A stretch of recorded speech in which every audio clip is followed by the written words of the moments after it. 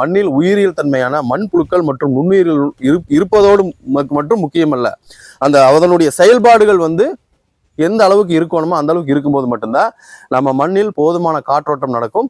அந்த போதுமான காற்றோட்டம் நடக்கும்போது தான் நம்ம வேர் பகுதிங்கிறது நோய் பாதிப்பு இல்லாமல் நல்லா ஒயிட் கலரில் வளரும். அந்த மாதிரி ஒயிட் கலரில் வளரும் போது பார்த்தீங்கன்னா நாம் நினைக்கிறோம் இந்த மாதிரி அடுக்குமட்டை வருது, மட்டை நெருங்கி வருது, உரம் பற்றாக்குறை அப்படின்னு சொல்கிறோம். அது காரணம் அல்ல.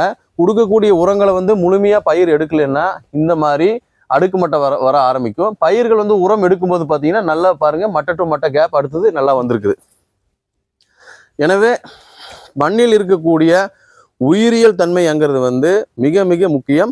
அந்த உயிரியல் தன்மை நம்ம டாக்டர் சாயில் கொடுக்கும்போது 3 to 30 நாளுக்குள்ள மண்புழுக்களும் கொடுத்த ஒரு 2 நாட்கள்லேயே நுண்ணுயிர்கள் நம்ம மண்ணில் அதிகப்படியாக பெருக்கமாகும். அப்படி அதிகப்படியாக பெருக்கமாகும் போது மட்டும்தான் சாயில் ஏரேஷனுங்கிறது நடக்கும்.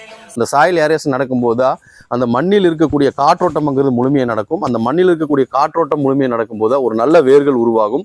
அந்த நல்ல வேர்கள் உருவாகும் போது தான் நாம் கொடுக்கக்கூடிய உரங்கள்ங்கிறது முழுமையாக அந்த பயிருக்கு போய் சேரும். அந்த பயிருக்கு போய் சேரும்போது தான் வாழையில் வரக்கூடிய சருகு நோயுமே இந்த அடுக்கு மட்டையுமே தார் சரியாக குளத்தெல்லாம் இருக்கிறதுக்குமே காரணம் இந்த மண்ணில் இருக்கக்கூடிய வேர்பகுதி. அந்த வேர்பகுதி ஆரோக்கியம் இருக்கணும்னா மண்ணில் உயிரியல் தன்மை இருக்கிறதோட முக்கியம் இல்லாமல் அந்த உயிரியல் தன்மையினுடைய செயல்பாடுகள் முழுமையாக நடக்கணும். அப்படி நடக்கும்போது ஒரு விவசாயிக்கு ஒரு லாபகரமான நோய் தாக்குதல் இல்லாத ஒரு இரட்டிப்பு மகசூலுங்கிறது ஒவ்வொரு விவசாயியும் எடுக்கலாம் அப்படின்னு சொல்லி நம்ம மைக்ரோபி நிறுவனத்தின் மூலமாக அனைவரையும் அன்போடு கேட்டுக்கொள்கிறோம்.